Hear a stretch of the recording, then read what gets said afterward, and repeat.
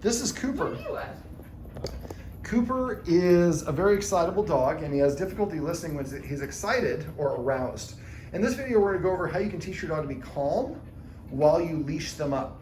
Now, I just asked his guardian what she does off camera, right before we started filming this, what she does when she's going to take him out for a walk. So she's going to demonstrate right now. So just, if you're going to go for a regular walk, go ahead and do what you would normally do. Cooper, you want to go outside? Do you want to go for a walk? Want me to put him on his leash? Come on.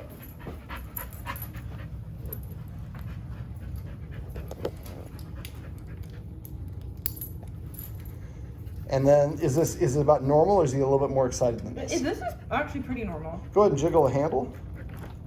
So right there, you saw it. Now, he's not hyper crazy, but you saw he's pretty rough. So go ahead and let's take the leash off. And I'm gonna have you go ahead and put the leash back where it was. And I'm gonna move away so we have a better camera angle. And I'm have you grab a seat where you were originally. So basically, when it comes to dogs, if you can see Cooper's mouth, Cooper, well, now it's closed, but right there, like that. When our mouth is like that, we see as humans, we see a smile. You wanna go for a walk? You wanna walkie-walkie? You wanna go for a walk? And that's what we do. We get them all worked up, and then we wonder why they have difficulty listening to us. Well, they're over-aroused. So what we're gonna do is, in this video, is teach them how to be calm. So instead of saying anything, I'm gonna have you get up and walk to where your leash is, but as soon as he walks in front of you, you're gonna turn around and walk back. You're not gonna say anything, you're just gonna turn around and walk. So go ahead and walk to where the leash is.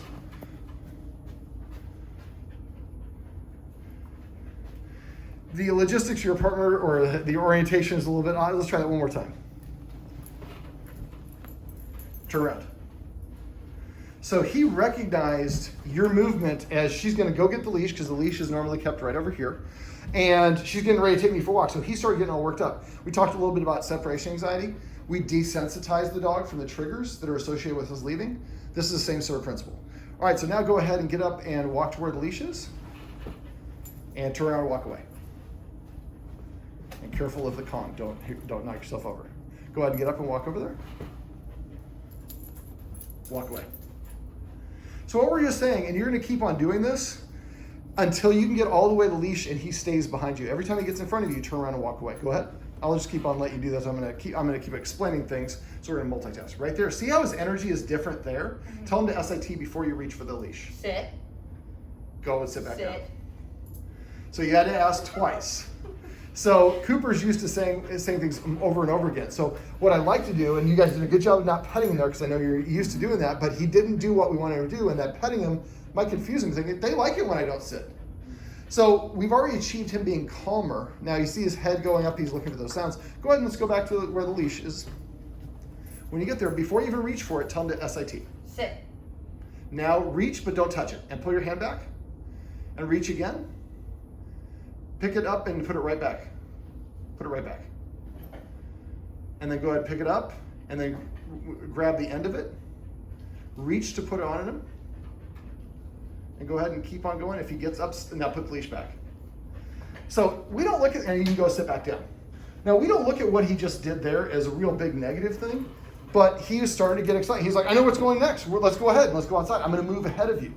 So he's already on to the next stage. We talk as humans about living in the moment. He's living in the future. Mm-hmm. So what we're going to do is understand that when I go to leash you up, I expect you to be nice and calm. And I'm not going to punish you, but if you get more excited, then the process stops. If you stay calm, the process continues. So the first stage is just simply walking where the leash is.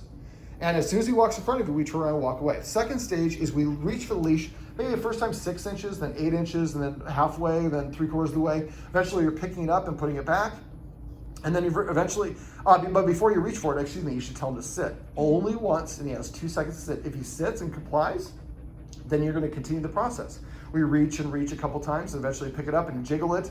But at any point he gets up, we stop, and we and tell him to sit. If he sits, then we can continue. If not, then we reset, and you come back and sit back on the couch here.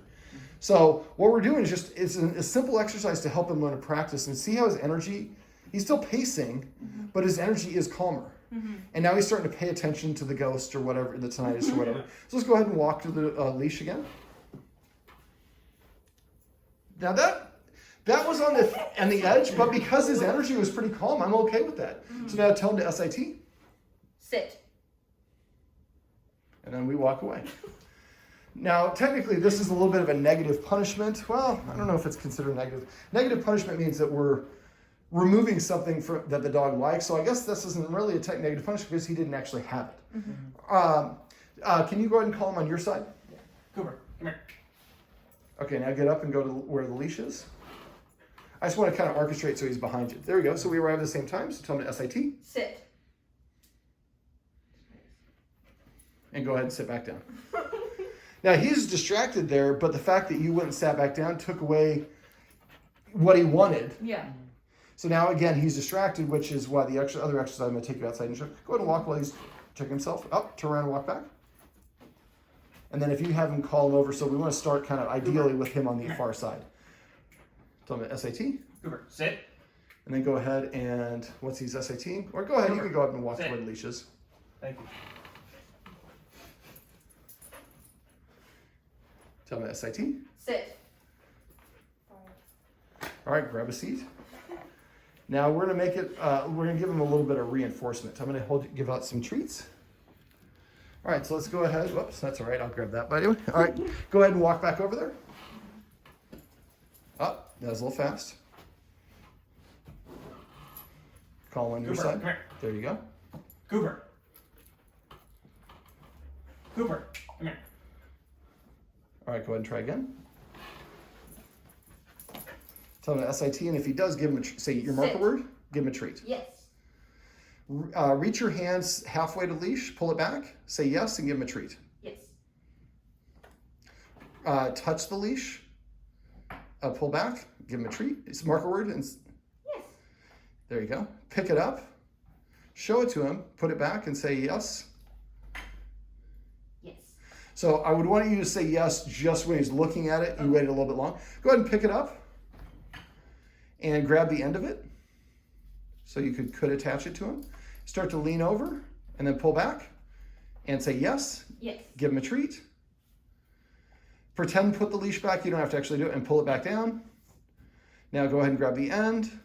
Go ahead and attach it. If he stays sitting, say yes and give him up, take it off, and just put it back. So basically, I mean, we could go at this all day long, but basically I just wanted to have kind of a brass tacks of it. So the thing about it is, this is an example of what's called classical conditioning. Do you ever pick up the leash without taking him for a walk? No. So the leash being picked up means we are going for a walk. Mm-hmm. He is getting excited, and when he gets excited, you probably move faster if you're like most people. Mm-hmm. That makes it harder for him to listen, and we're just kind of we're reinforcing the wrong things. So one of the tricks to this is to practice doing this at times that you have no interest in taking for a walk. It's a commercial break. Pause your DVR. Get up, walk over there, and you might have to walk back and forth 3 or 4 times. And then eventually he sits. When he sits, you mark a word and give him a treat. Then you reach for the leash a little bit. If he stays put, you pull back. Yes, give him that treat. So we're basically making it step by step by step, but each time he does the right steps, he gets a reward. So he's more prominent, he's more paying attention to you than the ghost or the nice or whatever else, and he's practicing listening to you. He's also practicing staying calm during an activity that normally he's excited for. So I would recommend that you go through this activity maybe 3 to 5 times for every 1 time you take him out on a walk. Okay. So he has a dog aggression and a strong prey drive. By the time he gets out, he's probably all wound up. So he's looking for a fight. Mm-hmm. So if we can take the time to help him settle down in the house, and it's like, oh, this is another drill. You're probably used to that all day long. It's another drill. I remember we used to pick up the leash and go for a walk. Now it just gives me treats. I got to sit. But he's practicing self-control. He's practicing listening to you. And by the time you actually do put the leash and take him out, he's like, oh, another drill. You're going to walk. So the next stage, let's go ahead and we'll go through the next stage so you can see it. So he's looking that's a good time to call him over. Cooper. Reach for the leash. Tell him to sit. Sit. Show him you have a treat. Hey. And we Sit. have sounds upstairs. Yes. Okay, grab the leash and attach it. Now we think of going out the door as one thing. So now we're going to put him in a position where he can't dart out the door first. Does he normally sit with those, what are those things called? Crocs. Is that where normally he sits? Yeah. So when you open the door, who goes out the door first? Now, like we talked about off camera, it's not a written rule that dogs should always go out after. It's every case. In his case, he'd probably be beneficial for waiting to go outside. So what we're gonna do is we're gonna shift. I'd like you to be in his spot and him to be in your spot. So don't pull him. That's okay. This is why we're doing this. So we're gonna use that treat in your hand and then lure him to the place you want. Tell him to sit. Sit. Say your marker word. Yes. Give him that treat. Now, can you open the door with him sitting there? Probably not. No. So let's move him back about a foot or so over here. Come here.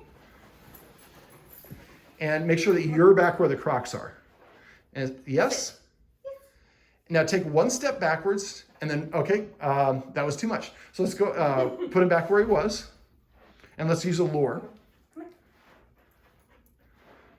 Sit. Yes. Now this time, instead of taking a step back, I want you to do this. Just with one foot. Lure him back over. So, come here, buddy. Sit. All right, Sit. There you go. Now take just a step back and pull it back and then say yes and give him a treat. Do that again. Are you out of treats? I got one. Okay, let me give you some more. Now, we talked earlier about the neural pathways, the myelin sheath. Every time he goes over there, that's an example of it. He's used to going there. Now, do your half step backwards, pull it back, say yes, and give him a treat. And you do that about 3 more times. Try not to reach for or mess with the treats until you get done. Do it and do it again. Yes? Yes. Now this time, go ahead and take up. So again, this is an illustration of the excitement. So, but this is what I would want you to do is take that half step and then you give him a treat and then take a half step and you repeat that 3 or 4 times until he stays seated. And then you can take your full step back. So let's go ahead and put him into actually, I'll tell you what, let's, go ahead and drop the leash. I'm going to have those treats.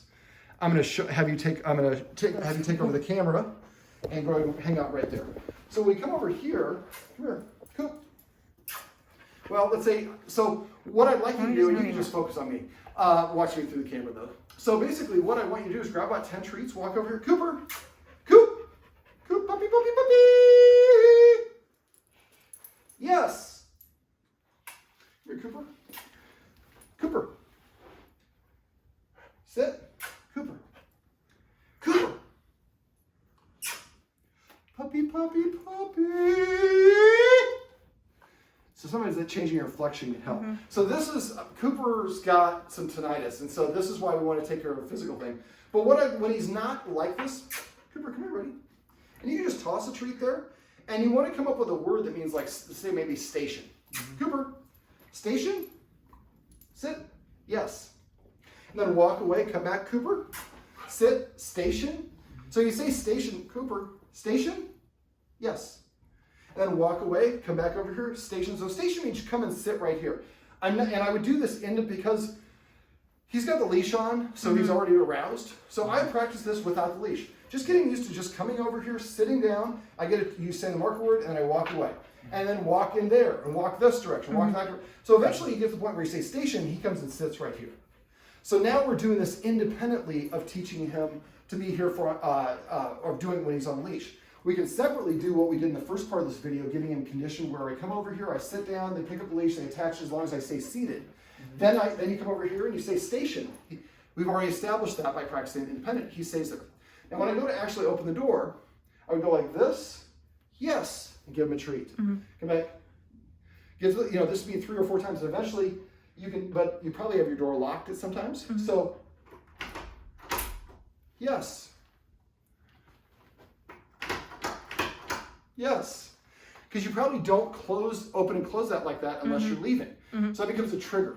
So what I want to do is break this down to individual steps over and over again. He's like, oh, another drill. She goes to the door and she's just playing around with it. So we keep doing this. See how he snapped his head? So he's around, he's looking for those other sounds, but this sound is associated with leaving, so it breaks through the clutter. I'm not saying to use this for a distraction, but we want to be able to go like, and he stays in the place, and we say yes and give him the treat. Once we've desensitized to this, then we do the same thing. See how he got really focused there? Because that's the sound that happens right before the door opens. Yes. And eventually then I can, yes.